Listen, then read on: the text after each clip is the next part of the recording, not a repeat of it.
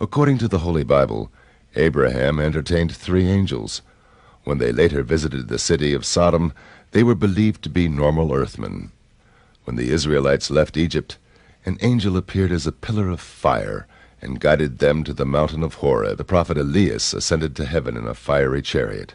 Ezekiel described the apparition of a great cloud with raging fire engulfing itself. In its midst, like the color of amber, also from within it came 4 living creatures. They had the likeness of a man. St. Paul reminded the Hebrews that some have unwittingly entertained angels.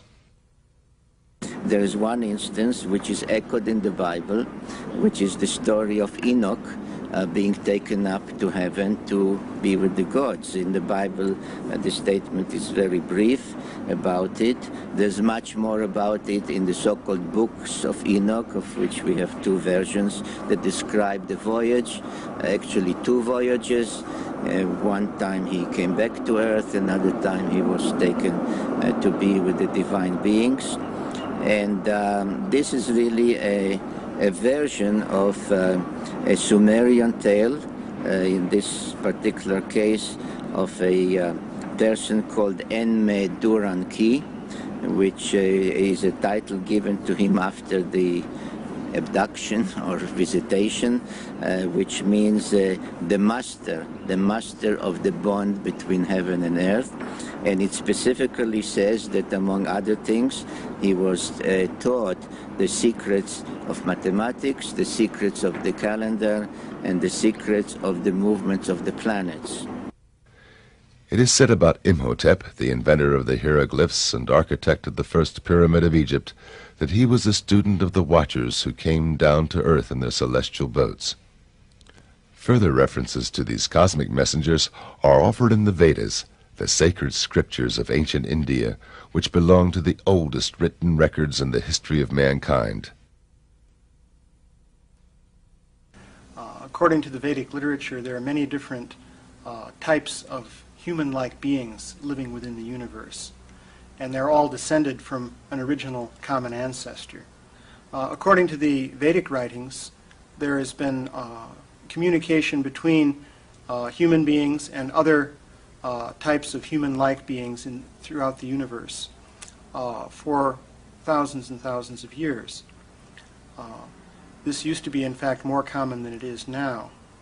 According to the Vedic literature, we're now in a period called the Kali Yuga, in which communication between humans and higher forms of life is somewhat curtailed. So actually the idea is that this communication was much more extensive in the distant past. Why did these contacts take place? Well, there's the ultimate question of purpose boils down to the question of what is the ultimate purpose of life? Why did this universe come into being in the first place? The basic concept that you have in the Vedic literature, starting in the middle basically of the explanation, is that you have living beings who have spirit souls. The soul is the essence of the being, who are in a state of ignorance. These living beings are situated in bodies made of the material elements. And because of these material bodies, they don't understand the true nature of the self. So there's an evolutionary process whereby, through experience in the material world, in different material bodies, one can gradually elevate one's consciousness. So life on Earth also is a school, so to speak, in which living beings take bodies of human form on the Earth to undergo certain experiences which in due course will elevate their consciousness. So the purpose of communication from higher beings in the universe is to aid in this process, to give people instructions which will ultimately enable them to attain to a higher platform of consciousness. So the idea is that on the Earth, people are basically living in a state of ignorance, but from time to time, beings from the higher systems within the universe will come down to the Earth and transmit spiritual knowledge to the people here on the Earth. So in this way you have different religions developing. Of course, that's a very complex process because once knowledge is transmitted to this earth, then people begin to do things with that knowledge. And so you can have the development of different religious creeds and so on and so forth.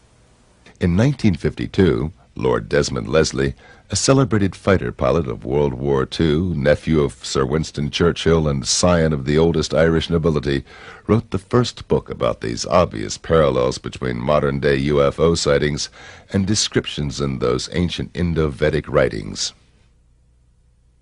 I was in a friend's library, and we were waiting. There was nothing to do, so I just suddenly saw this book. Or rather, it seemed to jump out of the shelf at me. Atlantis and Lemuria, written in 1890 by Scott Elliott, published by the Theosophists, with maps of Atlantis and descriptions, and all taken from the astral of the Akashic record. And it was very exciting. The thing that interested me most was the description of their flying machines, which it said was circular and glowed in the dark and could move very quickly on this free energy. And they were called Vimanas. And that got me going. I said, now wait a minute, these sound so like these flying saucers we just heard about. Remember Captain, wasn't it Mantell, Ruppelt Mantell, the chap who first saw them and described them like flying saucers. So I decided I'd do a bit of research. And I went to the British Museum Library, especially the Oriental section, where I got out the whole of the Mahabharata. Lovely English literal translation by Pratap Chandra Roy. No florid, just straight literal. And each chapter luckily had a summary. You know, there were about 20 volumes, and I waded through and picked out everything about these Vimanas. And I just couldn't believe it, that the ancients had had them, and that they'd been in contact with space people. And it said by means of these wonderful craft, the star people can visit Earth, and we can visit the stars. And then it described them in Tibet as like pearls in the sky. You couldn't have had. Well, then I read on, and there was things about wars in ancient India, and some of the weaponry they used, with able to make three-dimensional images of a false army. Hologram, surely. A thing called the Brahma weapon, which had the power of the universe, and a light of 1,000 suns, which Teller then quoted. You remember about the atom bomb. And it said that the survivors rushed and bathed and threw off their arms, but a few days later their hair fell out, their skin turned red, and they died of a horrible sickness. And the army was so burned, they were just like, even the elephants were shadows on the ground. Well, that was Hiroshima, surely. So I said, you know, all this has happened before, whether it was a space war or a war among the Atlanteans, I don't know. For one entire year, Lord Desmond searched in old libraries for references to ancient UFOs. Then he completed his book. And then I got from a correspondent in America, Rick Williamson, who said a friend of his had had a contact, a landing, and taken these amazing photographs. So I wrote to him and said I'd written this book, and could I see his photos? Well, back they all came with a lovely letter giving me permission to use them. Nothing about any payment or anything like that. These astonishing pictures of Adamskis, which were quite unlike what we thought a UFO should look like. And we had them tested for atmospheric hazing and recession and all, and it came out that they were large objects quite a long way away and not little models close up. And he seemed a very nice fellow. And then he wrote a rather sad little note saying, but I've written an account of this landing and want to publish it. So my then publisher, Werner Laurie, which was headed by Waveney Girvan, said, well, if you use his photos, you're going to kill his book, so what are we going to do? So we sort of looked at the ceiling and bit our nails, and Waveney said, why don't we have a joint publication, your book and then his as the second part? I said, well, that's a marvelous idea. George Adamski, a lecturer on Tibetan philosophy in metaphysical circles, had observed and photographed dozens of UFOs at that time. On November the 20th, 1952, together with 5 witnesses, he drove into the Californian desert to watch for UFOs. After they had a sighting together, he separated from the group and saw a dome-shaped craft. A young man in brown overalls with long blonde hair came out of a ravine and approached him. They started communication in sign language. At the same time, his companions observed the encounter through binoculars and confirmed the contact later in notarized affidavits. Lord Desmond decided to investigate the George Adamski case on site. Well, and I eventually got over to America at a time when you couldn't take any money out of England, 1953, and met this amazing man. And he lived in a little house up on Palomar Mountain with his secretary, Lucy McGuinness, and Alice Wells. They were very hospitable. Making a little money hadn't affected him. And he was an incredible fellow. You know, he would sometimes really annoy you by telling you the most absurd things which you knew weren't true. And at other times he'd come out with such profound wisdom. Are you going to be able to filter this off? And you talked to him, you asked him? I have, more or less on gestures and mental telepathy, as it is known talk transfer. He does not speak. I mean, they He don't have didn't at the time, but I have met him since, and he does speak very well English as well as in the other language. Did he tell you where he came from? Yes, this time he told me he was from Venus, although I have met men from other planets as well. And you had to sort of dig information out of him. Now, perhaps you remember the first contact. He said he took photos, and they all were burned or didn't come out because of the UFO being so near. I asked him if he had the negatives, and he dug them out, and they were black. But I held them up against the sun, and you could see the UFO.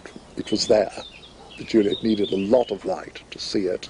He hadn't spotted that. He also hadn't spotted that all the proportions of it were in perfect golden section. A lot of little details like that.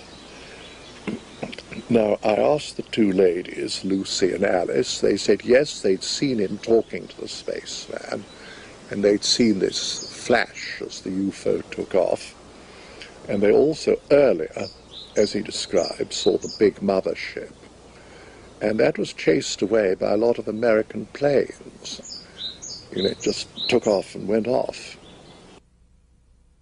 4 years later, the U.S. Air Force project, Blue Book, officially confirmed that indeed one of their pilots chased a UFO on November the 20th, 1952 over Desert Center, California, precisely where Adamski met the spaceman. And the other thing that worried me was the footprint of the Venusian in the sand, because it was all sort of gravel, that desert. So he directed me so I could find the place. And I read the book, and it said the visitor kept rubbing his foot into the ground. And I did that, and under the gravel was beautiful sand, and I left a perfect imprint of my own feet. So that was true. Later, Adamski claimed he was contacted by extraterrestrials who are living among us unrecognized. They invited him to fly with them into space. Aboard a huge cigar-shaped mothership, he had the opportunity to take a look into outer space and onto the moon. He wrote a second book about these experiences, Inside the Spaceships. Then he described to me a thing, mind you, this was 1953, 54, how he saw these fireflies in space out of the UFO window, which then, 1969, the first moon trip, you know, Glenn sees these fireflies in space, exactly like Adamski. He told me there were 3 asteroid belts. Well, I believe they found a second one somewhere beyond Neptune. And he said there's another beyond Pluto. We wait and see. And he told me how when he was on the big mothership, they had this amazing, amazing movie. I've never seen anything like it. All the images, there was no screen, and everything happened all around you. Well, that was a hologram. But you know, no one had seen a hologram. They hadn't been invented. I believe if you read this published material, you will find the descriptions of the firefly effect that was years before John Glenn reported it in 1961. The description that there are more than 9 planets in the solar system, actually 12, and we have acknowledged 11 so far. His description of the darkness of space, quite different from what you would expect to see here from the surface of the planet, also reported by the astronauts. There are numerous accounts of what he has described from space, this atmospheric collection on the moon, and activity on the surface of the moon as far as fog, clouds, water. All these things were reported by George Adamski already in the 50s, way before we had a space program. And I believe that stands for itself. People can always criticize, but I've yet to see any substantial, tangible evidence that anybody's ever come up with.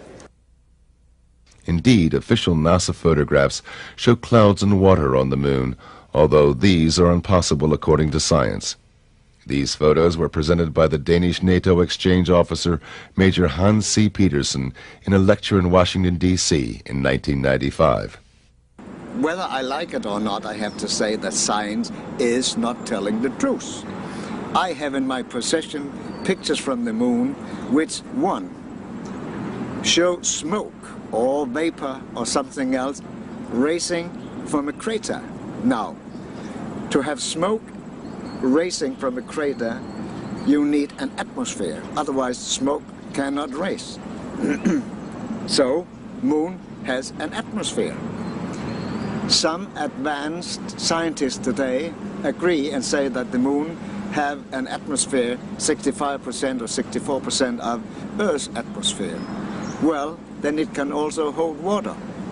In one of my pictures from the moon, which I have got from NASA, you see water on the moon in an artificial water reservoir. On the next picture, which is taken by Michael Collins on his second trip around the moon, where he photographed exactly the same area, probably because he also had seen this water reservoir. The water reservoir was gone, meaning that it was camouflaged, so that we could not prove that there was any water on the moon. On another picture from the moon, we see 2 tunnels very clearly, not just a hole in the cliffs, but a nicely square, artificial made hole into. And right in front of this tunnel, in the side, left side of the tunnel, there's a huge, thick pole or obelisk, or what you would call it, which is clearly artificial. And many, many, many other things. We see objects moving and leaving tracks behind.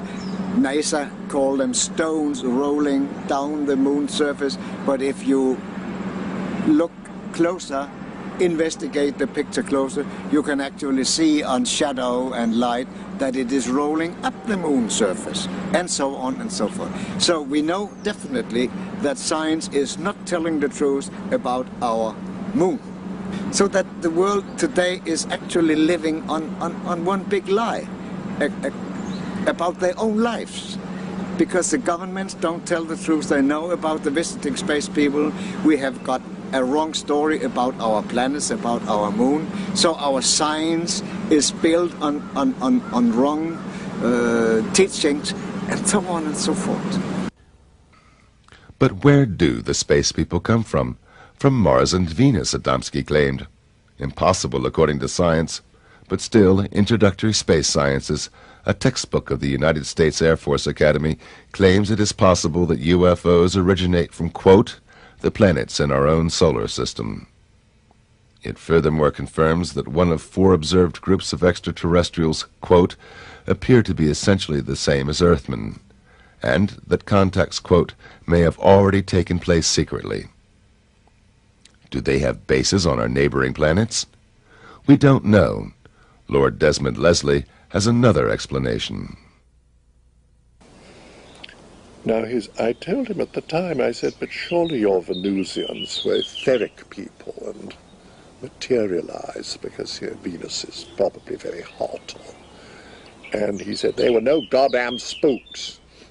I said, no, nor was resurrected Christ. You know, he was fully materialized, but I'm not talking. No, he wouldn't listen to that. He didn't want to confuse the issue. I think that was it. He just didn't want to confuse.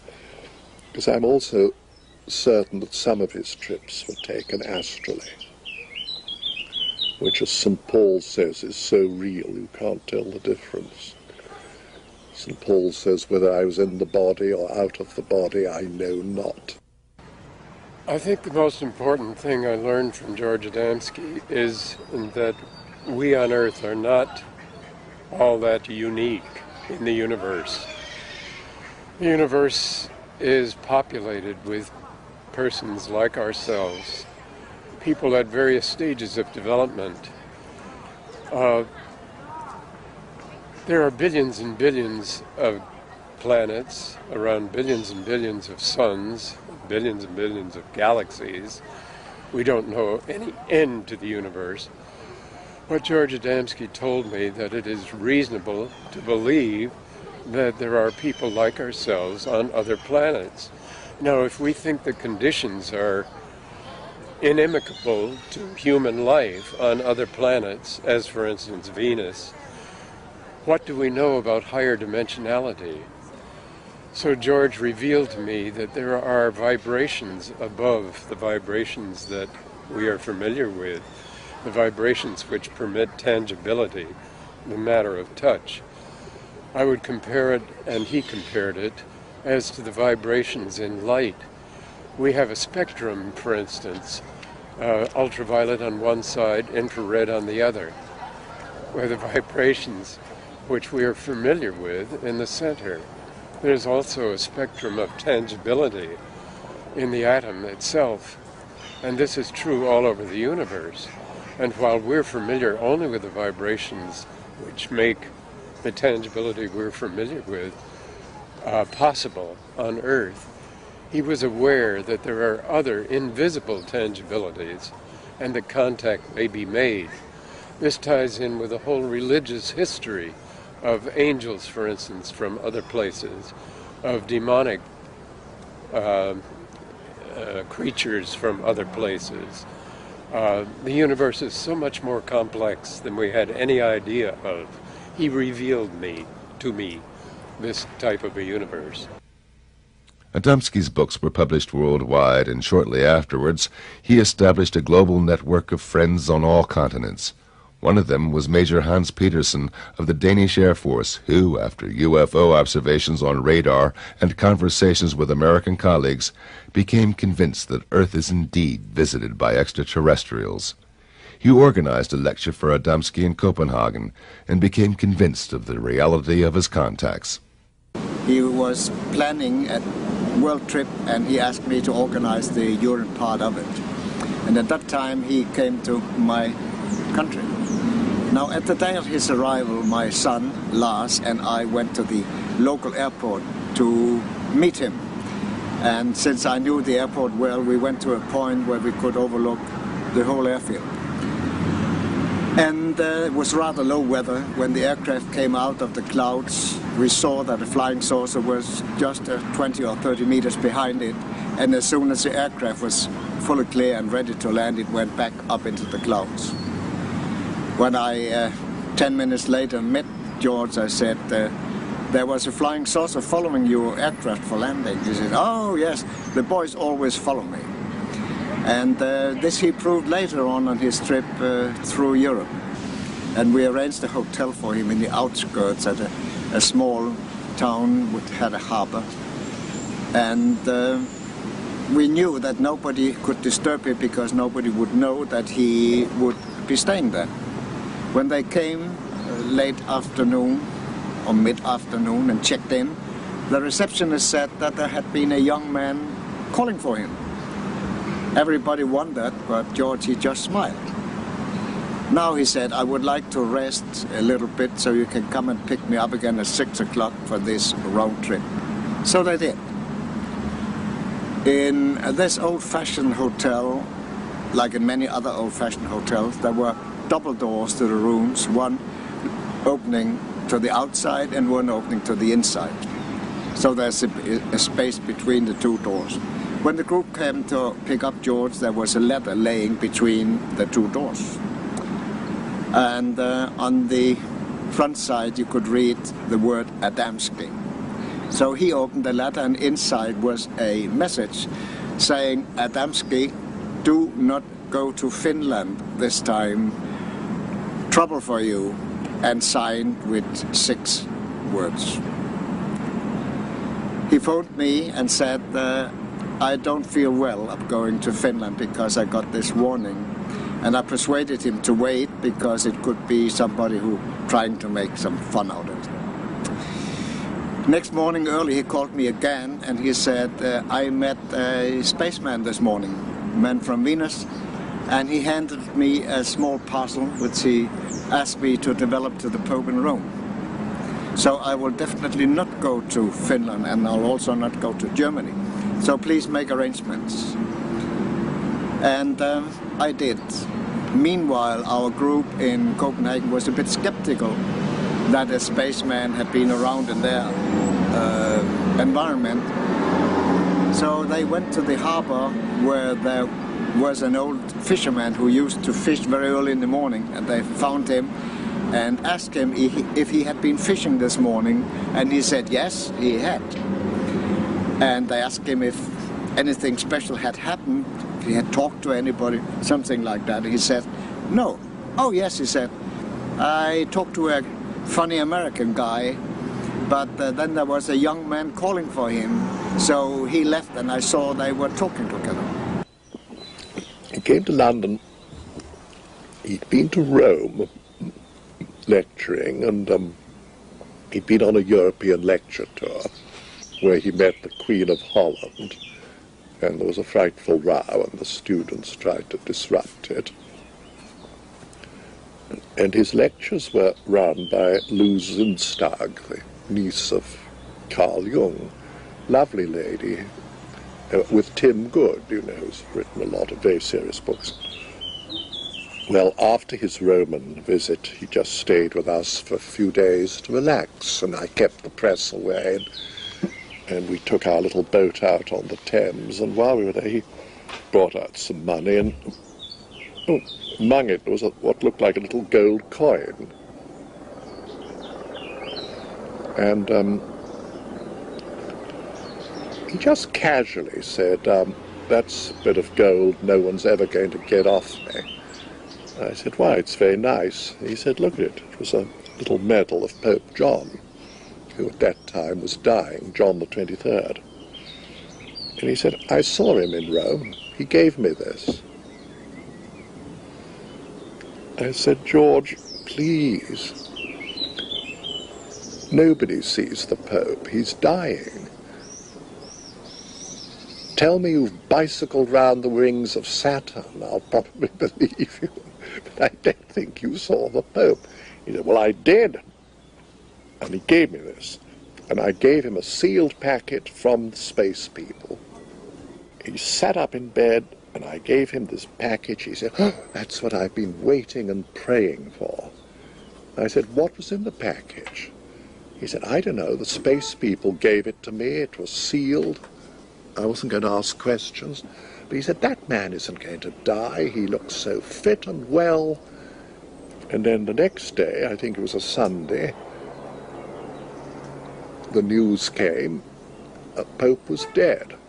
And George said, the bastards, they've murdered him. Well, they hadn't, because this is another interesting bit of evidence. Years later, the Pope's doctor told the story of Pope John's last days, how he had this form of cancer where in the last few days you have a false reprieve, and you suddenly look very young and well, and you feel marvellous, and then, boom. Well, that's when George saw him. But nobody knew that for many years. So then I said to Lou Zinstag, who was tell me, Lou, what really happened? He didn't see Pope John. She said, well, all I know is we went to the Vatican, we went to the St. Peter's Square at George's insistence, and he suddenly pointed, said, that's my man. And there was a priest with red here. I said, well, that's probably a bishop or Monsignor, somebody rather important. And he said they embraced like old friends, and they went off through the private entrance on the left, not the public. And I said, well, that's amazing. Then what? And she said, well, an hour later, he came out jumping up and down like a schoolboy, saying, hooray, I've seen him, I've seen the Pope, I gave him the message. And Zeus said, if that man was an actor, he's the best actor I've ever seen. I've never seen anyone so radiantly happy. Now, interesting thing, he was with us several days before he mentioned it. You know, if it was a load of bull, he'd have probably said, look what the Pope gave me, I've seen the Pope, here's a medal. You know, not at all, he kept rather quiet about it. It just sort of came out. So I thought, well, I'm going to do one more test. I was at school with Basil Hume, now Cardinal Hume, in the same dormitory, and I even put Eno's fruit salts in his pot one night, and it fizzled when he peed. Anyway, we were good friends.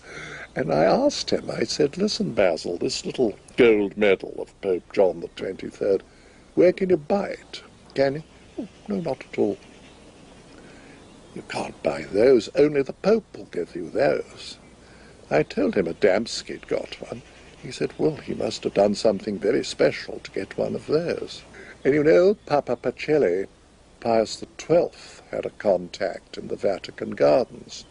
He said he met two angels, well, okay, Venusians, and they told him there was a wonderful future ahead for our world. George Adamski's meetings with the Pope and the Queen of Holland were not his only encounters with the mighty ones of this earth. He visited the United Nations several times. Once I know for sure he was invited by U Thant, the General Secretary at that time, and he spent a full day in the United Nations, and as he said afterwards, I stayed there for one full day and I talked to a lot of people. George Adamski told me that he was able to enter any department of the government in Washington, and he showed me his ordnance pass, which enabled him to do this. I was very familiar with this type of a pass because I had worked for the United States Ordnance Department between the graduate work at the University of Rochester in the physics department and my work at Eastman Kodak Company. George was very good at keeping a secret. It was part of his integrity to be able to do so. He did this on both sides. If he had been told by the government not to speak about a thing, he did not.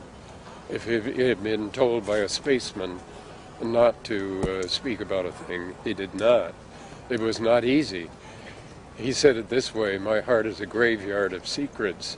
At another time, this will be to go too far to tell details about it, but he left Earth for some days for another planet. I was informed beforehand that he would leave the planet, and he called me right away after he came back and told me that he had to go to Washington on his arrival because he had a message to the president.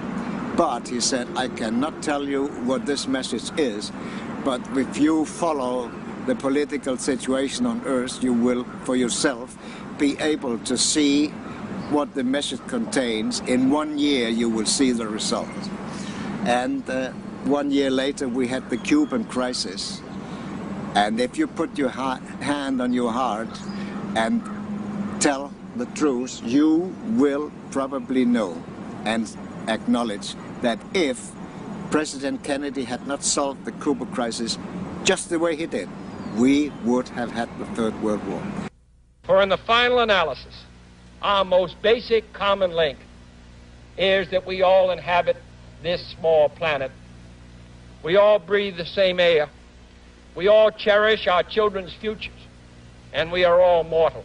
This is just a few details out of, you could say, hundreds of things which you could tell, which all together fits into the picture that this man was something special, that he was telling the truth, and that those who were in power all over the world knew that he was telling the truth. Why are they still not telling the public about the existence of UFOs and extraterrestrials? Why is the government, why are they all so paranoid about these? Because it's free energy. End of the oil monopoly, aviation as we know it, the automotive industry. For something much better, but, you know, they won't get their greedy little hands on it. So they'll go to any lengths. When the oil runs out, they'll probably pretend they've discovered it and release it. We have a great deal to lose, both politically and economically, by the type of acknowledging that the fact that they're here. They propulse their craft by electromagnetic energy. This is free energy. It radiates from every planetary body, and it costs nothing. Free energy, you wouldn't have to pay your light bills, gasoline for your cars, any of this, etc., etc.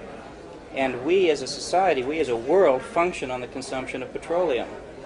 We literally, if we stopped using petroleum, the whole world economic system would cease to exist. The type of chaos that would result, the people who control the power have no intention of letting that go. That's one of the reasons. There's also religious reasons as well, because some religions teach that there's nothing up there. And when they have to start acknowledging the fact that life is a universal manifestation, then we have to rethink some of the statements we have. And we're very rigid in our minds. We don't want to acknowledge anything different or change. I think you can see that in the political climate here in the United States today. Glenn Steckling, a U.S. airline pilot, controls the heritage of the UFO contactee today. The son of German immigrants, became a witness of UFO sightings and encounters in his childhood, as did many others in Adamski's vicinity. My experiences with George Adamski began in 1963 when my parents and I met him and later spent time with him both in Madeline Rotifer's house in Silver Springs, Maryland, and also he spent time with us in our house in Alexandria, Virginia. That was due to an experience that we had in Washington where we sighted a dome-shaped, bell-shaped craft, and due to that sighting, we got in contact with Mr. Adamski and then met him, and subsequently spent the last 2 years of his life, whenever he was on the East Coast, together with him. I spent a number of times with G.A. George Adamski in Madeline's house when my parents and Mrs. Rotifer would go out and arrange lecture tours and engagements in the Washington area. And so I have very vivid memories of Mr. Adamski and the sightings that we've had out at Silver Springs. Many others besides the Rotifer film, which was taken a month before his death. And the type of people he was associated with, yes. When we moved to Denver, Colorado, we contacted Mr. Adamski after having read the book Inside the Spaceship and asked him, we were about to move to Washington, D.C., and if he would come and lecture in the area because Bud would very much like to have him there. He immediately wrote us back and he said, funny, there's a lady in Washington, D.C. who asked me the same thing, so please get in contact with her. And so this is how we became friends with Mrs. Madeline Rotifer, and with her we experienced with Mr. Adamski many, many privilege, many different experiences, such as seeing the Scout Cups, such as seeing, I can't even tell you how many Scout Cups or Space Cups we had seen over the years, because I don't think anybody would believe that. And then he went out to see that there was a Scout Cup very close to his window, because the very same thing happened to my husband and me some several years ago, shortly before he passed away. And we were sitting in the living room in the evening, and a feeling of great love came over us. Not a personal love, not an emotional love, a universal love. And with it came, the whole living room was lit up. And so we decided to go and take a look. And as we went outside, there was this beautiful Scout Cup hanging a few feet over the floor. You could see inside the porthole. It was a most fantastic sight. And this feeling stood with us, I would say, for many, many weeks. The most spectacular incident took place on February 26, 1965, when a lady from this circle, U.S. government employee Madeline Rotifer, participated in a contact and was present when Adamski filmed an alien spaceship with her own camera at close range. We met him in March of 1964. I arranged a lecture at the Civic Center about 10 miles away at Rockville. And we became friends. I knew him only 1 year and 1 month, the last year of his life. And he visited from California here about 5 times in that last year of his life, just intermittent. He didn't stay at this house all that time. But on February 26th, approximately 8 o'clock in the morning, a space friend, contact of Mr. Adamski, came to this house. I was still asleep, but when I got up, Mr. Adamski told me that he had been told that we should get cameras ready for filming later in the day. And of course I had never seen one so close before, or I didn't expect that they were going to come hovering that close in my yard. I would have rented a Polaroid or prepared with more cameras, but Mr. Adamski actually helped me put film in the little 8mm Bell & Howell movie camera. And he had film in his Kodak camera too. And we waited. Now, they did not tell him what time they were coming. But this was earlier in the morning, but this was middle of the afternoon, about 3:30, when we noticed them at a distance. And we were at the dining room window looking out, and they came in closer. And by the way, 3 more spacemen came and knocked at the door just before the incident. And Mr. Adamski went, and they told him they said, "Get your cameras ready, they're coming." Now that is how close he was associated with those people from other planets. And it's difficult to believe, but they looked just like American. One of them had brown hair, and one had dark hair, and one had slightly gray hair. And they parked in a car, I believe it was an Oldsmobile, but I don't know the year, down here at the street when they came, and then the spaceship came. And we went outside, but I had a broken leg. I had fallen the month before in my living room, and I was in a walking cast. And but I was able to walk around, but with a little limping difficulties, but I did get around.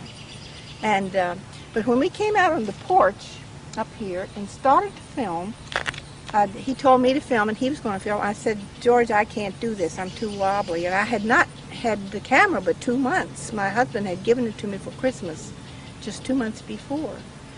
So I handed him, he said, "Okay, I'll do it." So I gave him my camera, and he laid his down, and we filmed it he filmed it then. I started, but I wasn't sure of myself, and I didn't want to miss it. So I gave the camera to him, and he finished filming it. But I was, pumping around in the background and able to walk, of course. without too much difficulty with this cast on. But they only stayed about approximately 10 minutes. They did not land. They did not get out of the spacecraft, but there were glimpses of people through the round windows. And they maneuvered, they came in here. It was a low humming and a low swishing sound. And they came in, when they got close here, they came in very slowly. And it was round, and there were 3 of these, well, about this size, I guess, these landing gears underneath, and they were going like this, retracting in and out. And they told George later it was for stabilization. If they'd put all of them out, they would have had to land. And they kept one retracted all the time, and the other 2 were going in and out. But anyway, low swishing, low humming sound. And it wasn't real loud, but there was definitely a motor sound accompanied with it. And it was a brilliant royal, between a royal and a purple blue in color. It was a beautiful blue, and deeper blue than this. And it was round, and as it moved, it looked crooked, you know, and on the film it shows this slight distortion, and it looked, you know, lopsided and so on. But they were moving and putting on this performance for Mr. Adamski to back up, you know, his efforts to get the world leaders to tell the truth about the visitors from other planets. They were demonstrating, they wanted him to capture this on film, their abilities to do certain maneuvers. And they wanted him to have this proof to show the people of the world, because our world governments have better film and they haven't shared any of them with us. And they wanted Mr. Adamski to have this piece of film to show, you know, to the audiences when he was speaking, how they do these certain maneuvers. They did this on purpose. William Sherwood, an optical physicist of Eastman Kodak, known as the father of photoelectric testing used in the optical industry ever since, analyzed the rotifer film in the Eastman Kodak laboratories in Rochester, New York. I analyzed the film frame by frame. There were 182 frames. We made enlargements of the frames. We looked for such things as double exposure, all the telltale things that you find when there's trick photography. We found out all we could about the circumstances under which the pictures were made, the distance from the camera to the object, the size of the size of the image. We didn't know the size of the object, but we derived the size of the object from a knowledge of the size of the image, the focal length of the camera, and the distance at which it was photographed. I could tell by the branch of the tree where the object hovered just where it was photographed. I went to Madeline's house. I paced off the distance. I knew exactly what the parameters were. I derived a value of 27 feet for the size of the object. I remember just how well this formula worked out. It's a triangular formula. The focal length of the camera was 9 millimeters. The distance was 90 feet. The size of the image was 2.7 millimeters. Therefore, the size of the object had to be 27 feet. You'll find this in Timothy Good's book. There were other factors. We brought them all to bear. There were instruments we used, which we had available in the laboratories at Eastman Kodak Company. These included densitometers, photometers, projection devices of all sorts, electronic devices, everything that you could name that you could use, telephotometers, and so on. The electron microscope, I believe, was used by a man at Kodak Park. Everything pointed to the conclusion that the objects in the film were true objects, unknown objects, not model objects, and that it was taken by Madeline exactly as she told us it was. People with experience, to call upon the experience of those who had concentrated on the photographic film and reproducing pictures, meant more than anything else. It is not just my opinion. It's the opinion of all of the experts. One of these experts was Colonel Coleman von Kivitsky, founder of the Audiovisual Division of the Royal Hungarian General Staff, who worked as a film expert for the United Nations during the 1960s. Medellin Rodefer short 8mm sequence filmed on a flying object in front of her house above the trees are genuine. I was personally on the location and I verified the distance where the UFOs were flying and all the necessary environmental circumstances which excluded any kind of faking this movie film sequence. Madeline Rodefer was a medical secretary or a nurse at the United States Government Air Force. Madeline Rodefer presented a movie film at the Air Force. I think so that was the Project Blue Book. When that would be fake, I don't believe that an employee of the government would show a fake movie film to the really high authorities of the United States Air Force and the Project Blue Book, where are real professional people, and expert on the motion picture film and especially on the amateur film.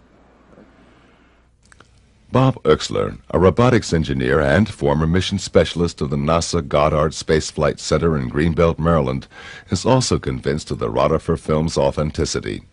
He believes the flight pattern indicates an energy field which enables the disk to maneuver independently of terrestrial gravitation.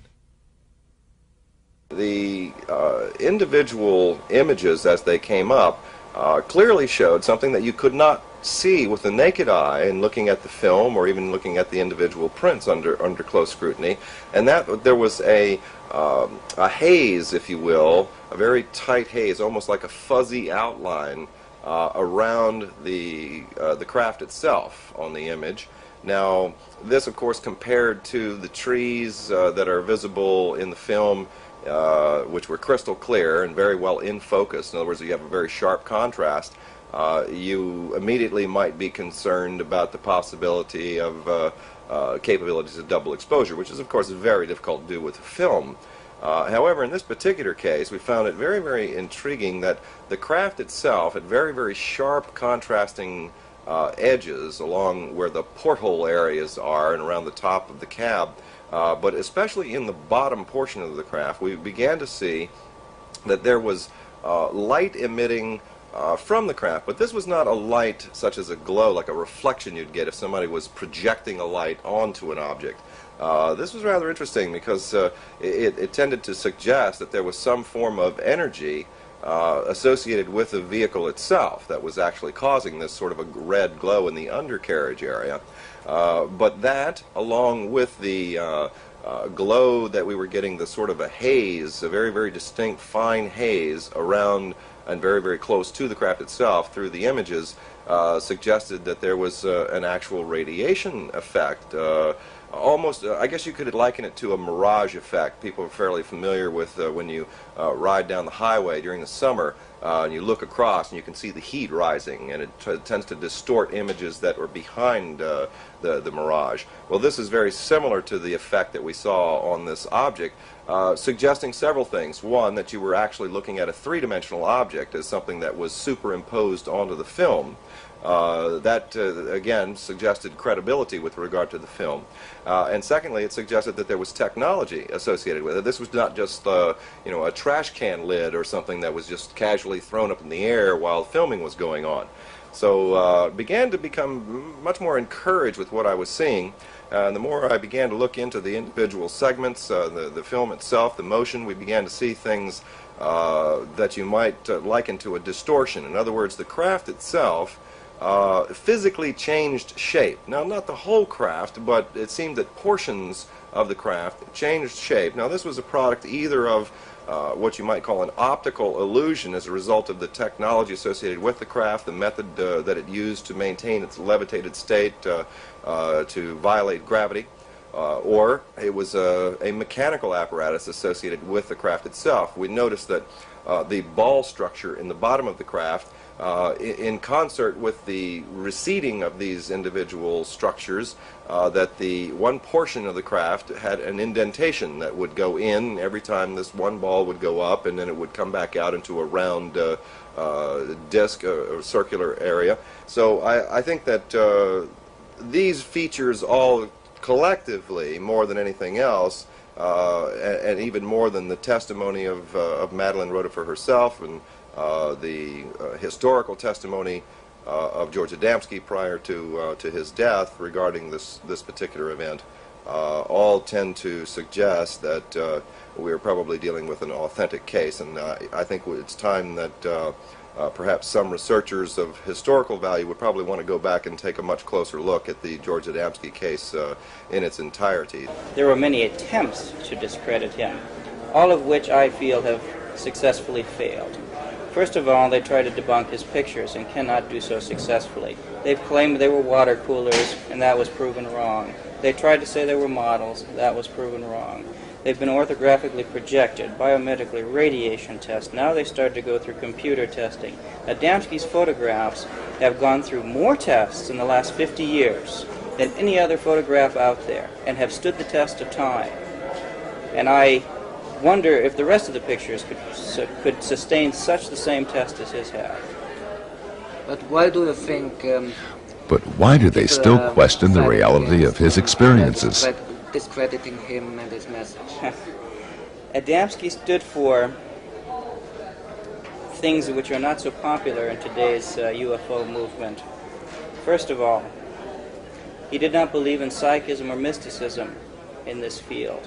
He felt that that belief was a different field that had nothing to do with UFOs, because these people come from worlds where they believe in the meaning and essence of life. They don't believe that something else, whether it's the stars, whether it's a future, or anybody else is responsible for their actions. They are responsible for their actions.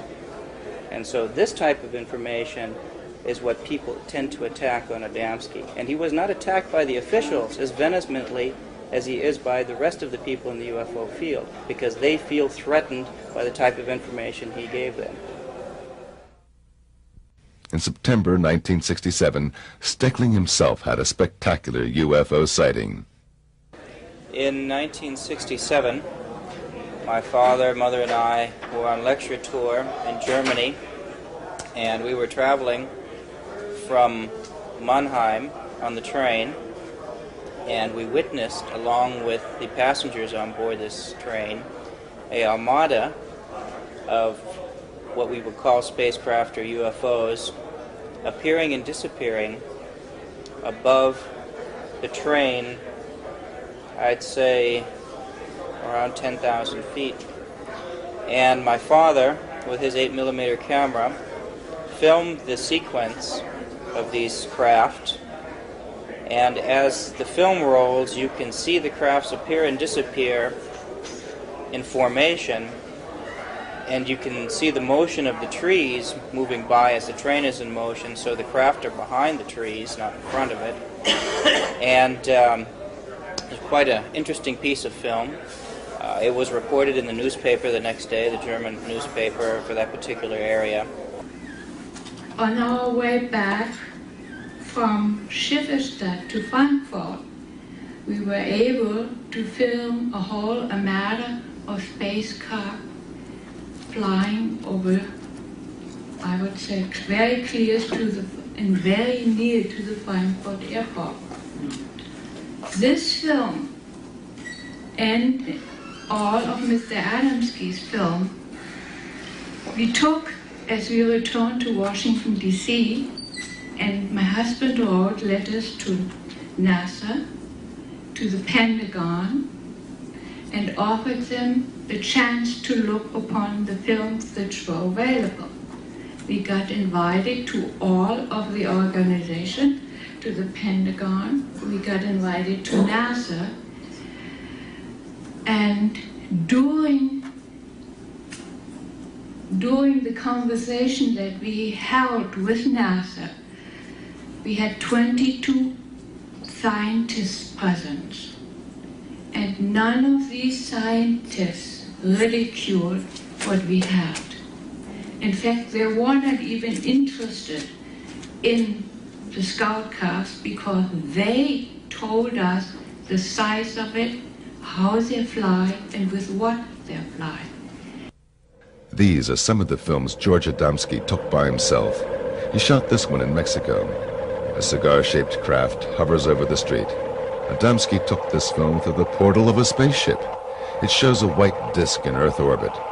In another film from Mexico, a luminous telemeter disk moves in front of a bush. Behind the bushes, we recognize the dome of a landed scout ship. That he was telling the truth was very easy for me because I got confirmation through sightings I had on my own. George had a lot of sightings, and he told us how small reconnaissance objects, not bigger than a tennis ball, looked.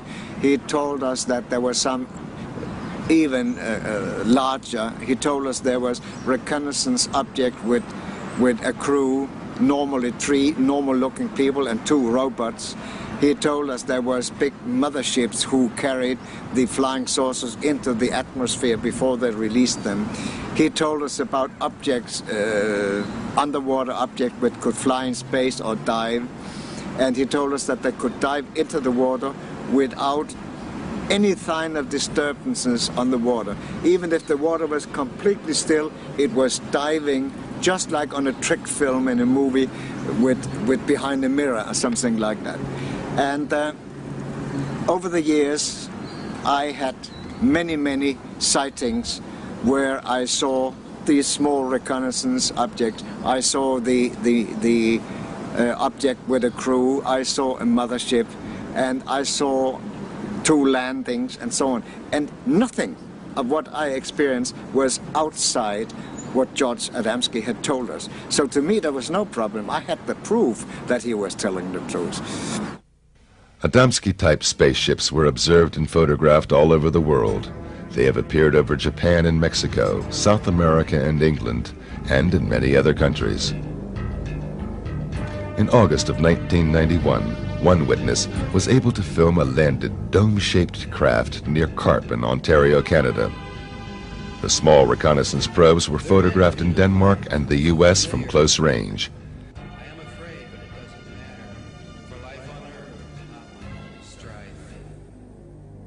In the south of England, Stephen Alexander filmed a telemeter ball flying over a cornfield in 1990.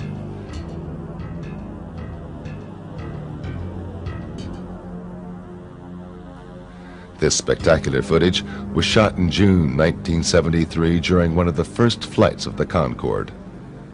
The luminous small object surrounds the supersonic plane and hovers for seconds in front of its engines. Cigar-shaped motherships were seen in similar frequency. This film was taken over Rhode Island in 1967.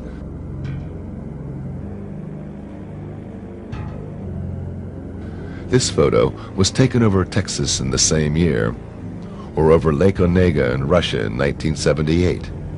These films were shot in 1980 over Hagen in the Ruhr area of Germany.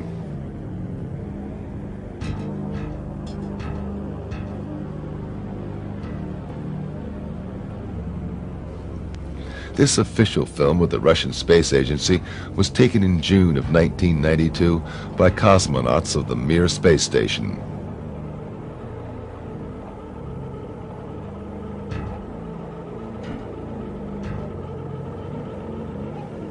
An identical object was photographed in June 1966 by U.S. astronaut McDivitt aboard Gemini 4. Hundreds of witnesses saw this cigar-shaped craft in April 1990 over Krasnodar in Russia.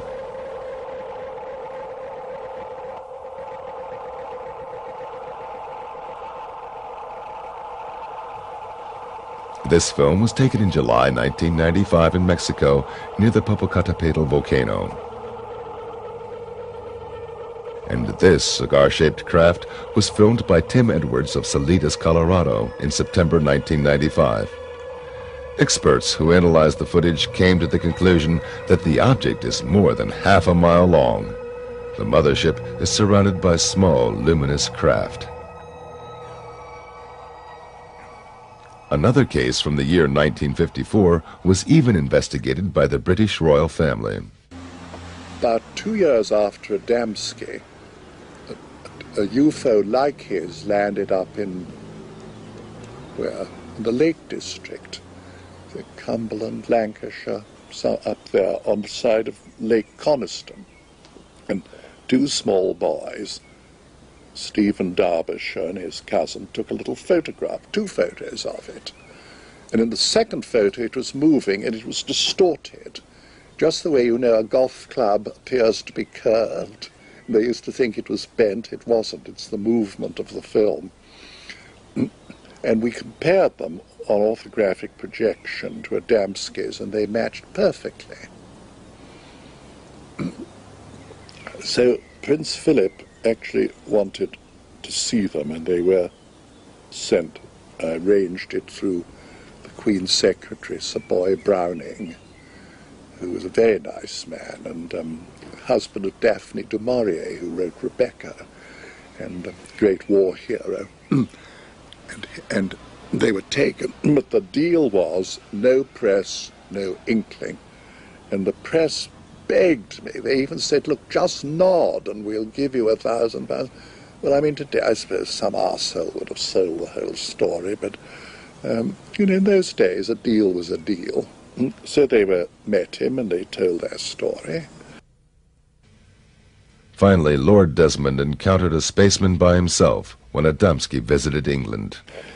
He was going to lecture in Bath, and again he was staying with us. This was an earlier visit, not the one with the Pope, it was earlier. So I took him to Paddington Station, and the sequence of events is quite interesting. It was a very grey, dull, dark day, okay? A porter took his bags. I said, get this gentleman a first-class seat. Yes, sir. So we went. So the porter chose the seat, not us. We went into this first-class carriage, with one other man sitting in it, with this marvellous silver-gold hair, beautiful blue suit, and dark Polaroids. Why wear dark Polaroids, you know, on such a dark day? Apparently they don't like our light. And he radiated, I don't know what, he just had such an aura that I was almost knocked over. And he then took off his glasses and smiled at us as much as say, hello, I brought you here. I hadn't been very well, unfortunately, and I was so sort of dismayed by this that I went out in the corridor and said, George, come here. What do you think about that chap? He said, I don't know. I said, well, I think he could be. I mean, there's something very odd about him. This orange skin, dark glasses. Anyway, I'm just making it up. So then the whistle blew and the train went. Well, I wish I'd stayed aboard, because they'd no sooner got talking than he revealed himself at the secret handshake. And he said he was working as a scientist in England, pretending to be one. At that time is 1963, when he was here, he had told us that there were quite some living in Europe, and he said there were 15 living in the Scandinavian area. And some stayed for a longer time, some stayed for shorter times. They came and they went and so on and so forth. Now, in the later years, we have found out that they are rather active in the Swedish area.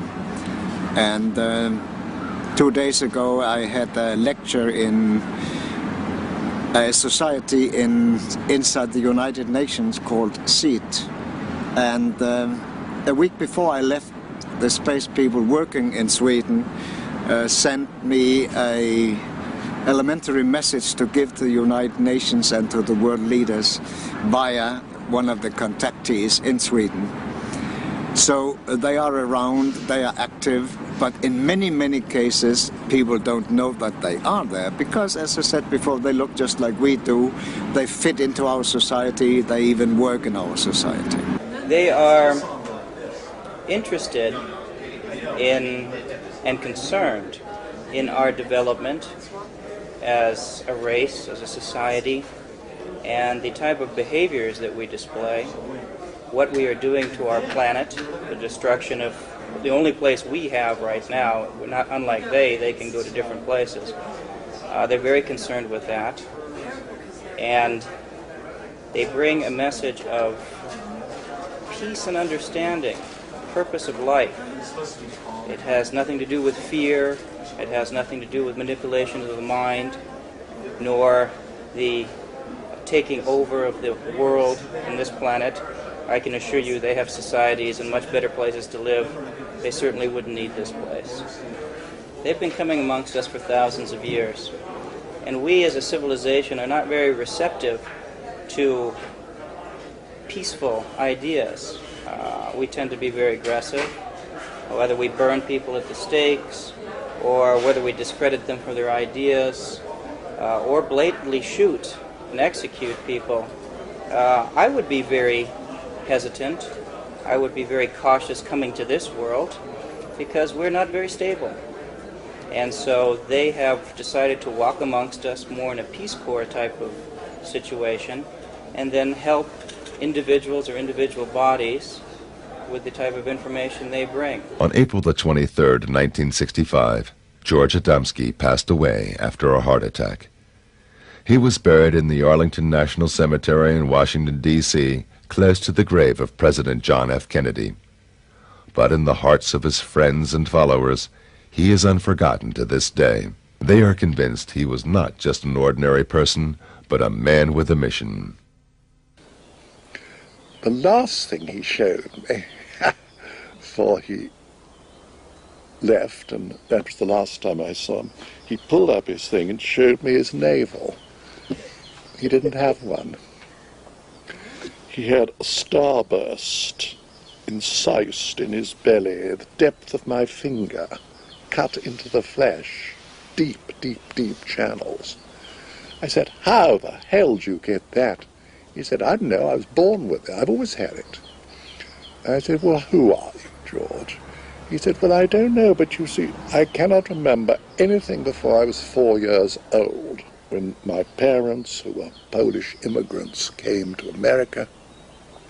And they told me, while they were waiting on the docks for the ship, with a little boy, 4, George Adamski, a mysterious man just came up and took him away. A few minutes later brought him back again. But he was a different child. George was a person who was always receptive to this type of thought and the type of message that they brought. He already spoke of it in the 30s. He had a number of sightings already before the telescopic shots that he took in the late 40s. And why not George? You can say that of anyone. Why him and not the next one? And then why not the next one and not him? It was him, and I'm sure that they examined him by looking at his thinking and his reactions, and if he would be a good person to bring this forward. He was genuine.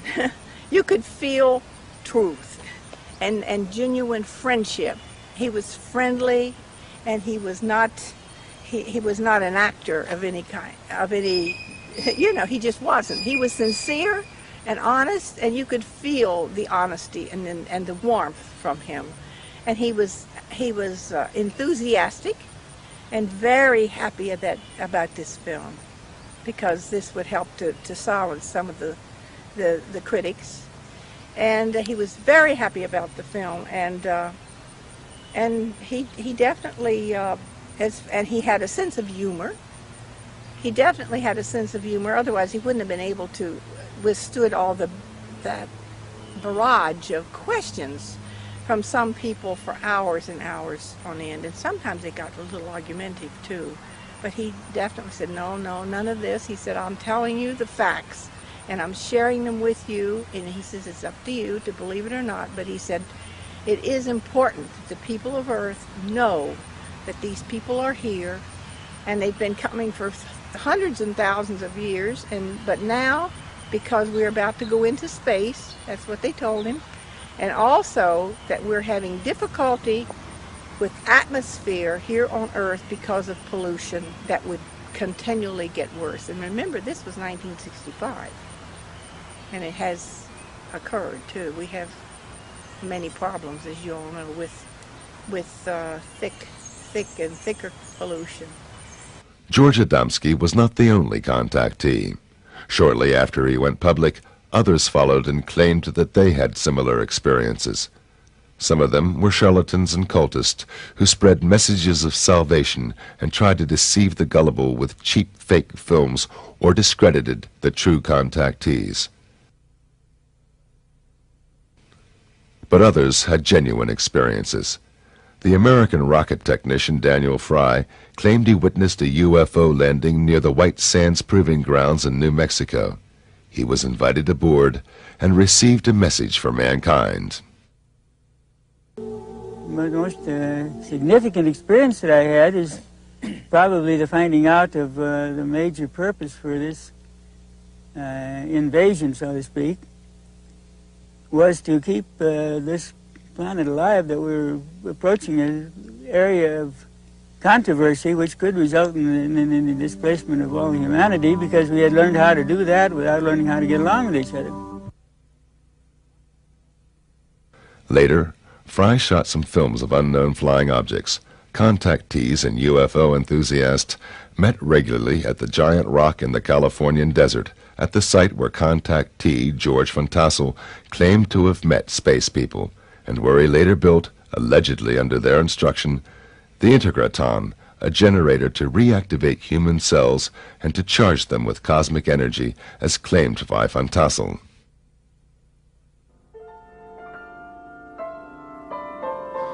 One of the early contactees who spoke regularly on the giant rock conventions was Howard Menger.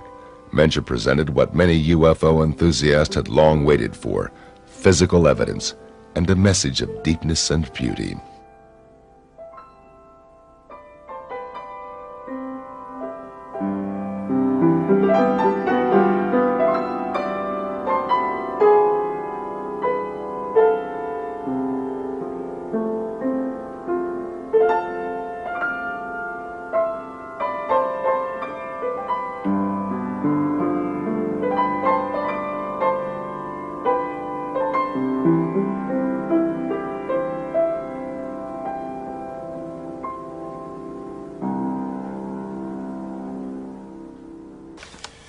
I was inspired by a trip to New York State in the Catskills. I was on my way up there under some kind of control.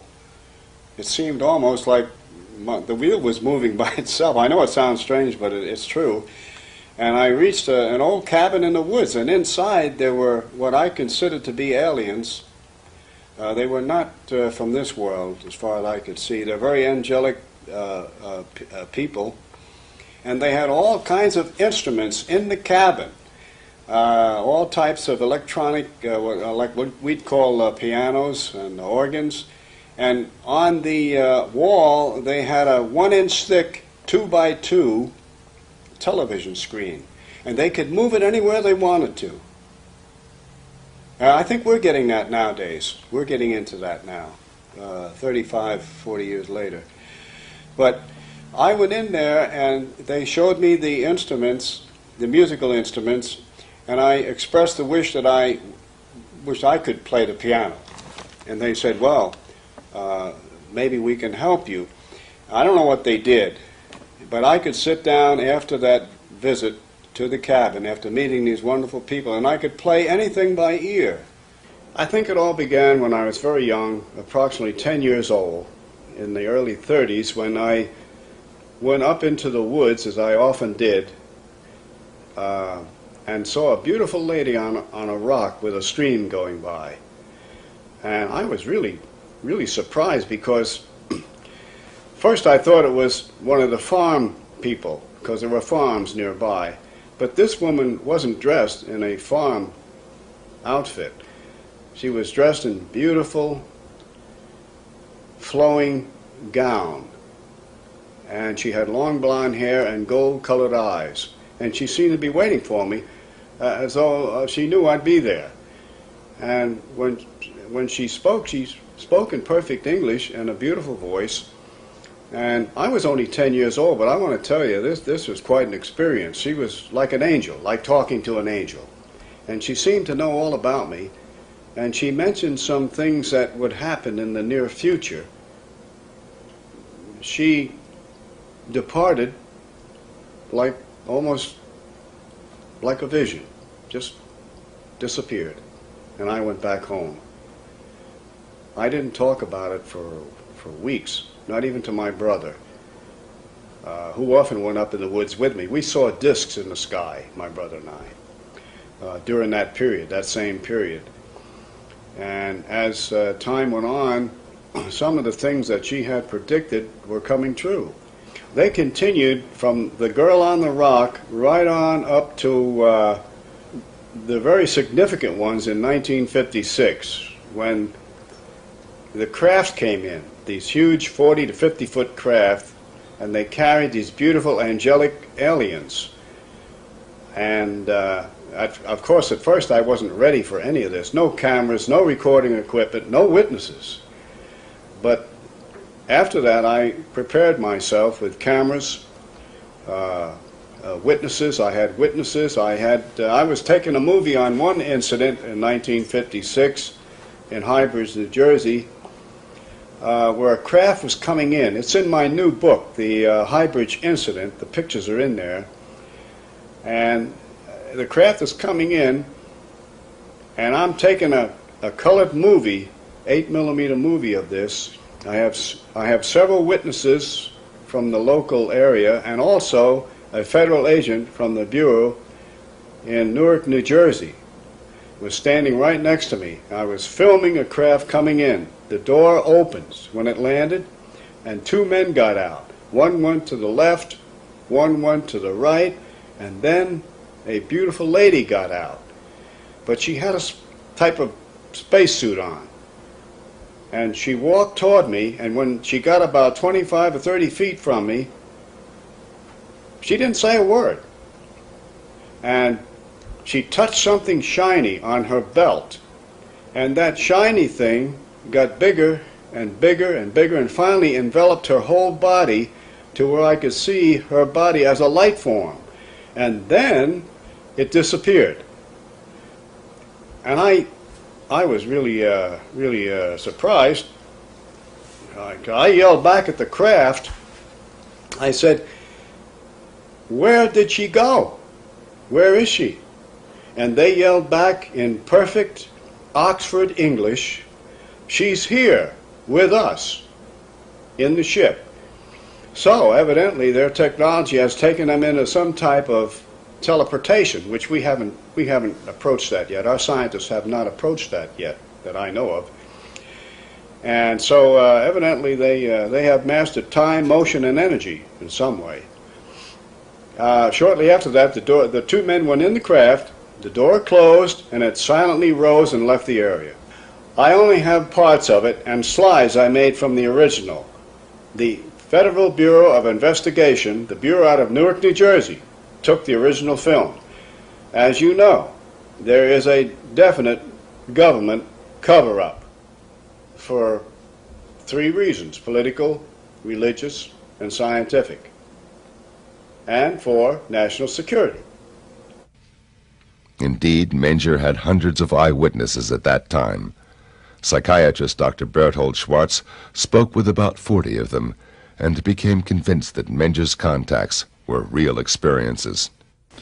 Well, living in northern New Jersey, where I practiced medicine for many years, I used to hear years ago on the radio Howard Menger on the Long John Neville show. And I was quite interested, to put it mildly. How could someone make these statements and make all these claims and these other things going on. Then, of course, reading about it in the papers. And my patients would ask questions, people across the board, straight Americans. So one thing led to another, and then by fortuitous luck or whatever, coincidence, I met different people that were closely associated with Howard, leading citizens, not just average Joes, good, solid Americans. And they had quite a story to tell me. So the ball of yarn started to unroll, and I became more and more involved in who this man is, where he's coming from, how do you explain these things.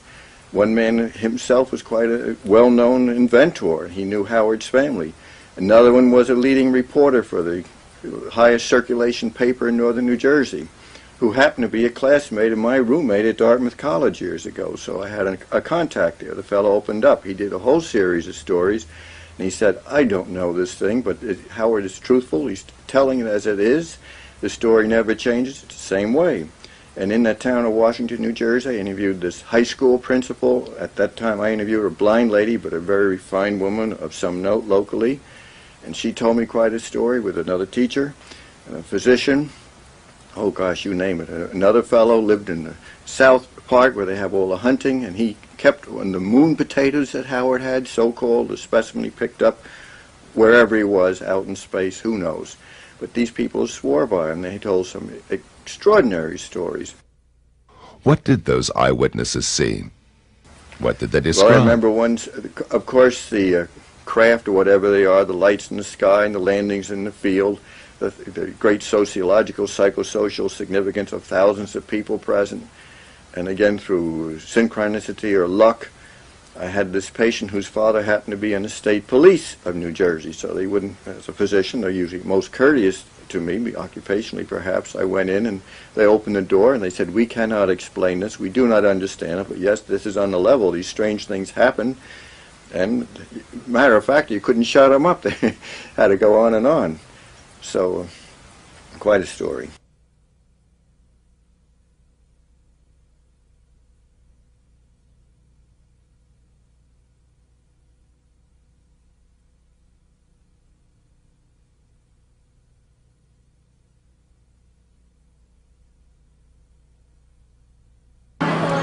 There were people that said they saw lights in the sky and things that darted very fast that didn't look like a helicopter or a plane because it moved too swiftly.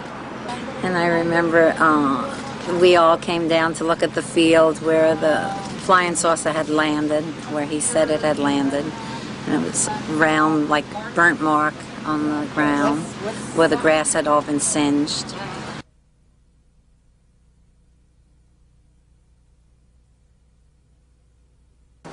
And in the 1950s, a young high school boy came to me and said this man was taking them up in the wood and showing them lights that glowed. And he told them the lights came from flying saucers, from men who were landing regularly in a place called High Bridge, New Jersey. It's about 10 miles from here, from Washington, where we are now. And I knew this young boy, and I prevailed upon him to tell me more about it. I was interested as a newspaper man, and he told me who the man was, and it was Howard Menger.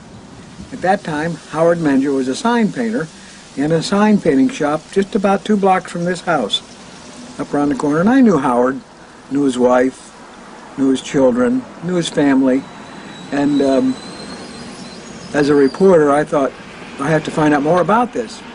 So I got a hold of a couple of friends of mine from the state police, and we went to visit Howard, and he said, oh yeah, they're up there, and he showed us some photographs he had made of flying saucers, and he asked us if we would like to meet these people from outer space, and of course we said yes. So he took us up to a field up on top of the mountain and said they'd be there at about 11 o'clock at night, and we just had to wait. And needless to say, we waited and waited, and nobody ever showed up. Howard later told me, he said, one of those guys that was with you was carrying a gun. He said, Howard, all those guys were carrying guns. They're all state policemen.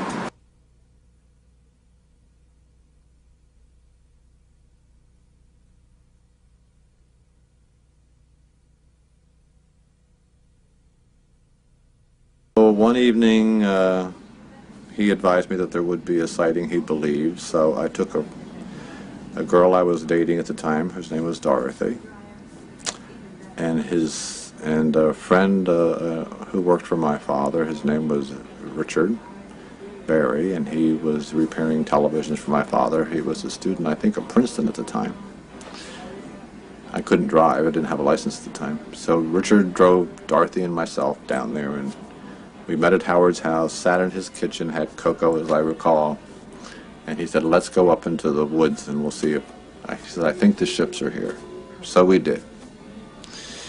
And it was Howard, his wife Rose, his sister-in-law Mary, who I think was single at the time, myself, Dorothy, and Mr. Barry. So, and we broke up into groups. Howard and two of the women went one way, and myself and Mr. Barry and Dorothy went another way. And we walked down this wood trail, and we did see these pulsating lights in a ravine, kind of hovering on the ground, and these were believed to be he said they were scout ships. And they seemed to be translucent. Like you could see through them, and they seemed to have brighter cores inside, like a light bulb would do, or a vacuum tube would do. And they would change colors. They'd be pink, and then they'd be green, and then they'd be white, and whatever. And they just kind of seemed to hover over the ground. One of them did seem to put out a little light, which kind of went round us, I think, and then went back in again. And we were awestruck.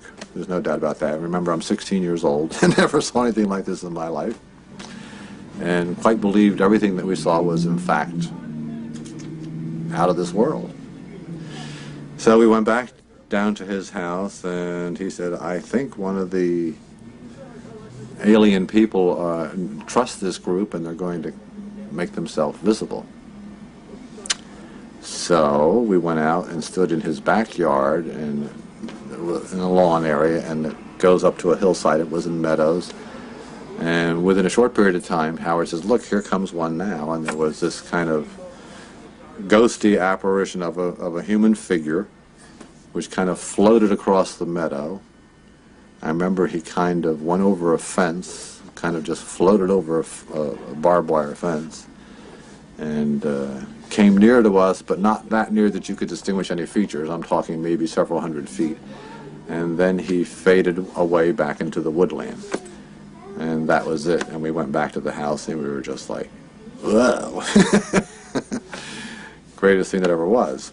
Another incident I recall vividly, Augie Roberts, the photographer who was documented so much of this from the early days forward, was once at Howard's house, where Howard was, just after a whole series of exciting events out in the field with the craft landing, whatever the thing was. And Howard was alone in the house. Augie knew that. And yet Howard was carrying on a conversation with another voice. Now, unless Howard is the world's greatest ventriloquist, which to my knowledge he isn't, Augie said, what is going on here? One of the curious who wanted to see firsthand what was behind Menger's contacts was the young journalist, Constance Michels. She was so fascinated by the young contactee that she fell in love and married Howard Menger in 1958. Shortly after that, she had her own first UFO encounter. I have never seen a landed disc, but one evening shortly after we were married, we were coming home from grocery shopping, and as we came up on the hill on the farm, we parked the car against the fence, and there was a big luminous pearl-like spherical shape right above the trees over the next field.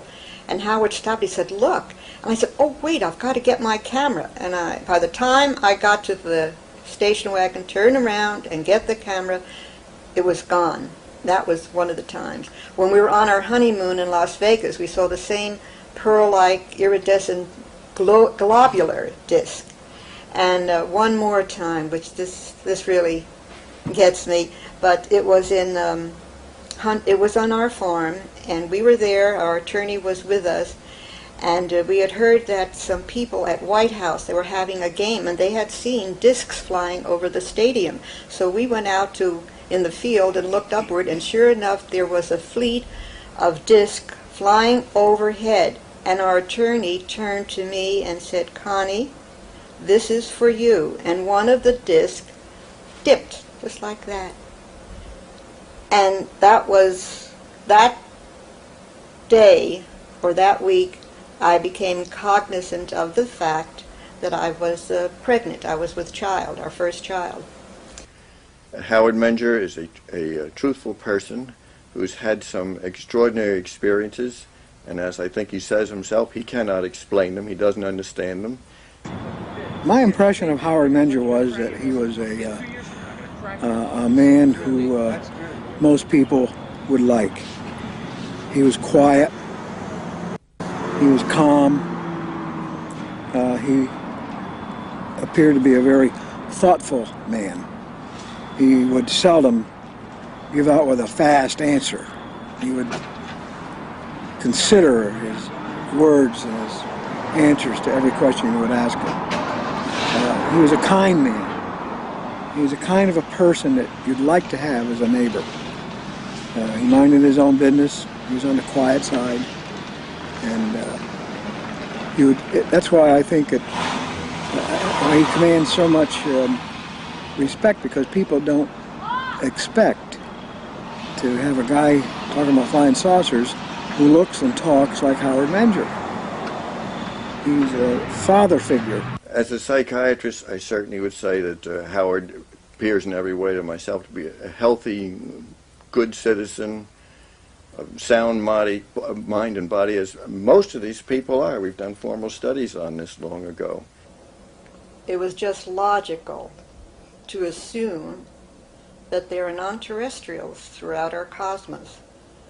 And if they are coming now, as they have come in the past, why could not this young man, who had a good business, who had a family life, who was well known in his community, was well respected, why should he go through all this trouble to get ridiculed and harassed and lose a lot of his business? And for what purpose? It certainly wasn't for money. We lost heavily trying to get this message across.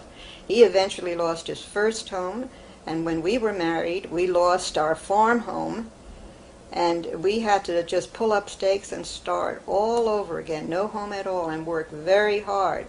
So for all those skeptics out there and debunkers, we get very angry, especially I do, when they say, well, you're doing it for money, or you're trying to sell your book. We have mortgaged our home to publish that book because we didn't want it altered, and we didn't want the photographs to turn up missing again. So we did it ourselves. So this is not a labor of money, it's a labor of love that we have done for 35 to 40 years. So I was convinced at that time that he was doing it for the same reason. He was losing pitifully economically. But something was really pushing him on. And I'm very glad that later on the government came and backed him up to do some of the things he had to do. Unfortunately, it didn't last very long.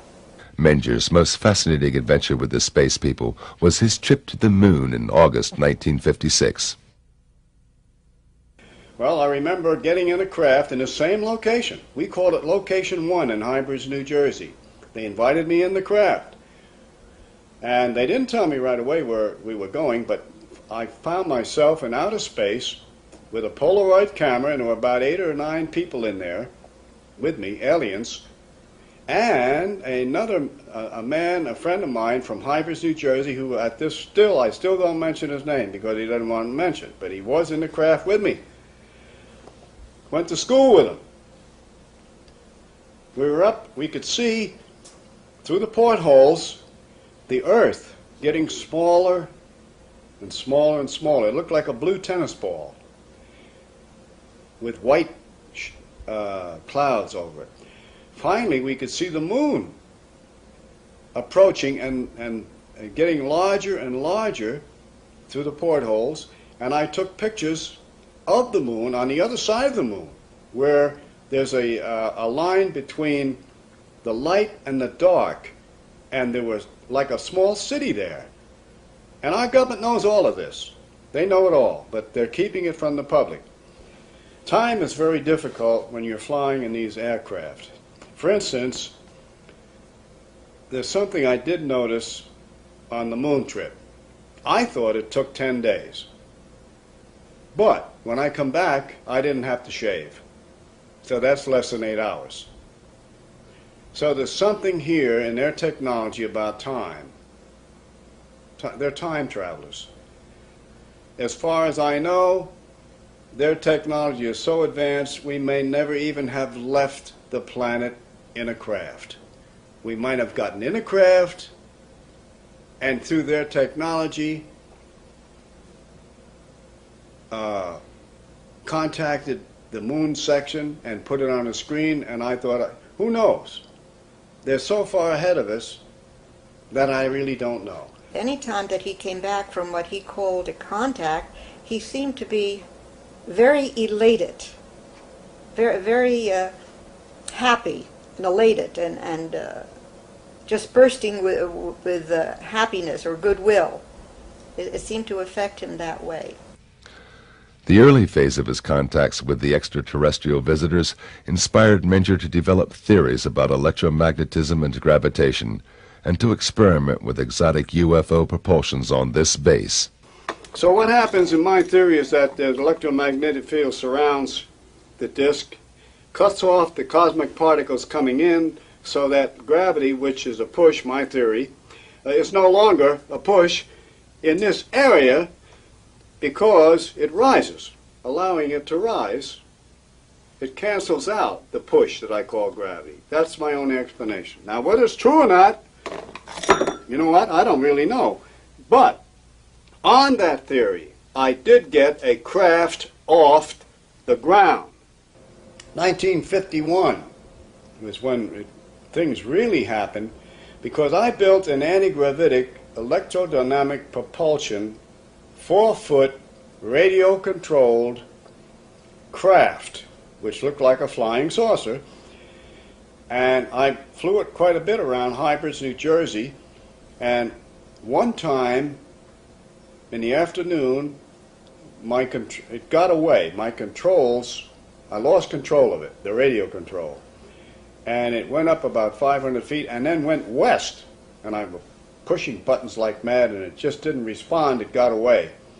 And there goes approximately, today's dollars, $60,000.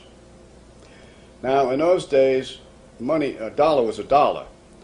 And it took me 2 or 3 years, a period of that time, to come up saving that kind of money and buying the parts to build a craft like that. But it was successful because 2 weeks later, FBI agents came out of Newark, New Jersey, to my shop in Washington, New Jersey. I had a machine shop and sign shop there. And they said, Howard Menger? I said, yes. They said, well, we want to tell you that your craft crashed, and they showed me the pieces, on the Ohio-Pennsylvania border, which is several hundred miles from Hybrids, New Jersey. So that, and it crashed. I don't know whether it hit a tree or what happened. And they traced me from the parts. I bought these parts in electronic shops and hardware stores on Route 22 in New Jersey. And they went to these stores and traced it down. And they're very good at this. And they came right to my shop and said, stop, don't do it again. Keep quiet. You will be visited by some representatives from the Pentagon. They are interested in the propulsion system.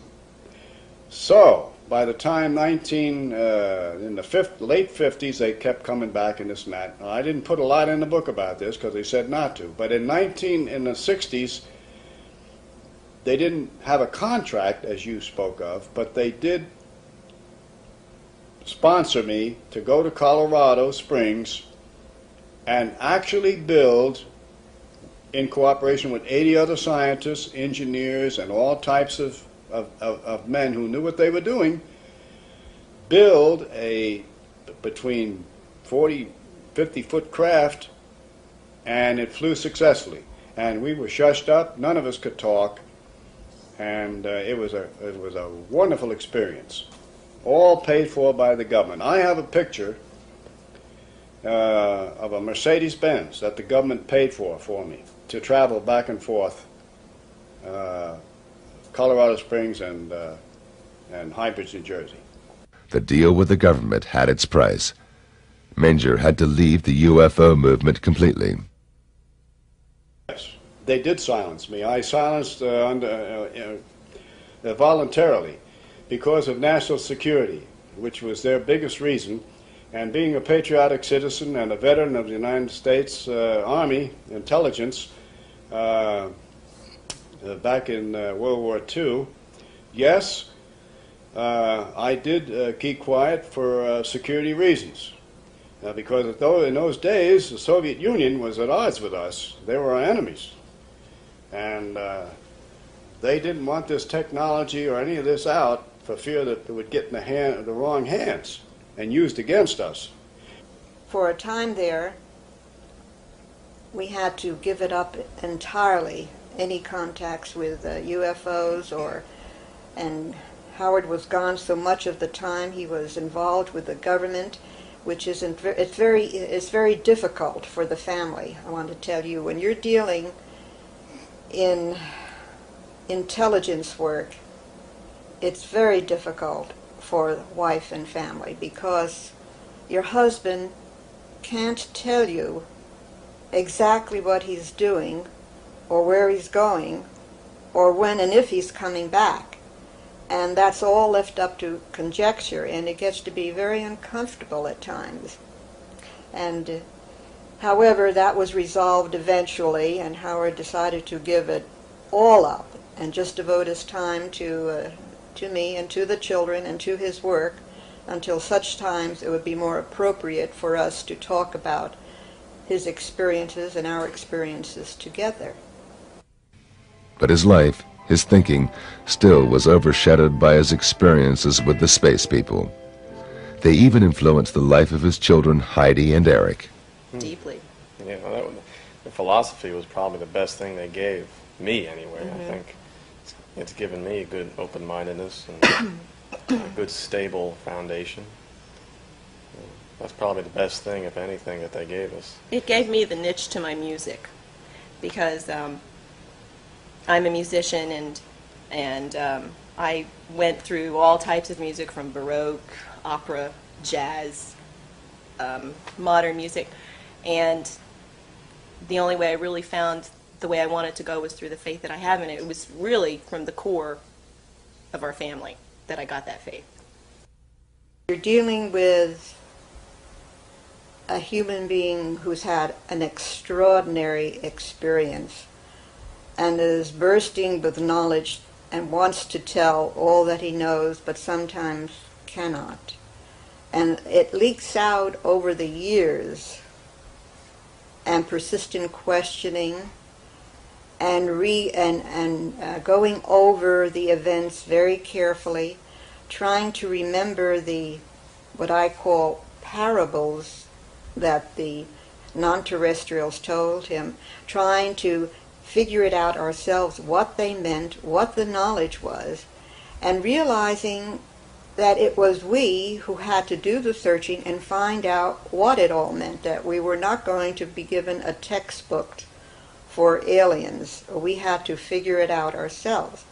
And when we finally did, we found out that we had it in us all the time because we've been seeded by our non-terrestrial ancestors.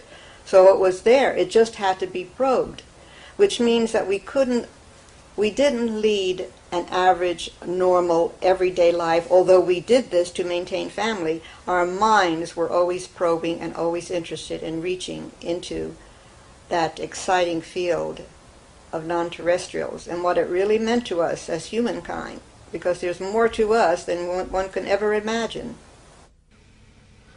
When the space people ended their contact with Menger in 1958, they left many unanswered questions. Well, they left. The original angelic people that I talked with years ago in the 50s, in the 30s, A Girl on a Rock, and then the 50s, and the many trips in the craft. They said that they would be back in 2012. That they go in cycles, but I believe that they are time travelers, and that they have bases on Venus, Mars, and many other planets. I asked them once, well, where did you come from? And they said, we have just come from the planet you call Venus. Well, that doesn't mean they're Venusians. They're travelers. They might have a base there. When our astronauts went to the moon and they came back, they were not moon men. They traveled there and back. They were Earth people.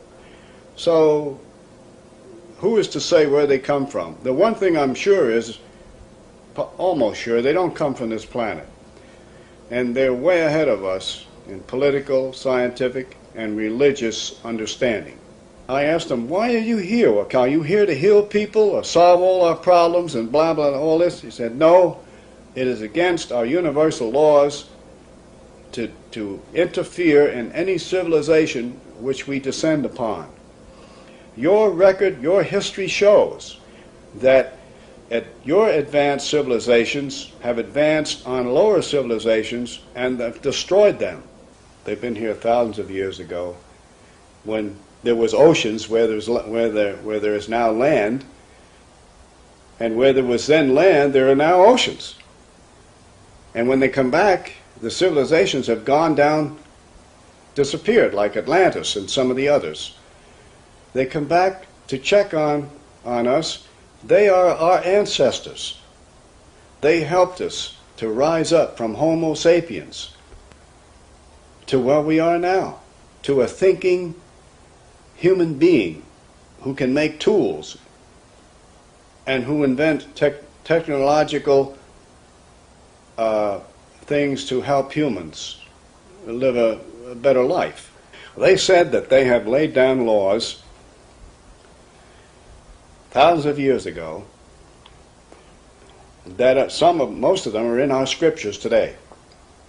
Various Bibles all over the world, holy books all over the world have come, they said, from extraterrestrial contacts, because they were considered gods in those days and looked up to and worshipped. We even made statues that looked like them. And so they said, all we have to do is read our scriptures, live the life it recommends in the scriptures. All the Bibles all over the world said, thou shalt not kill, don't kill. Don't covet your neighbor's wife, don't do that. Love thy neighbor, do that. Moses, Buddha, Jesus, all said all of these things. They were contacted by these aliens, angelic beings also. Connie Manger believes that there is a strategy behind the proceeding of the extraterrestrials, a program to educate us step by step. The alien receptiveness program is to gradually make us aware of our birthright, but it has to be a very slow process, and the memory of who we are and what we are is locked in our mythology, it's locked in our ancient scriptures, it's locked in ancient books, it's all over the world. If you will collate the information, you will see the pattern emerge. However, we have to go very slowly because the memory of that has been obliterated from most of humankind. And as a matter of fact, we may have been a quarantined planet for a long stretch of time. And now that we are being monitored again, and some of the brain cells that they so graciously gave us are beginning to expand, and they are beginning to recognize, at least a lot of us are beginning to recognize, we belong to a galactic family. Now what is our purpose? Our purpose is to inform as many people as possible and give some scientific background to that, to show them that there is a possibility that we are not alone and that we come from a very different heritage other than anthropoid. As a matter of fact, we're children of the stars, but we've come through an evolutionary process because that's nature's way of producing better forms for better life expressions.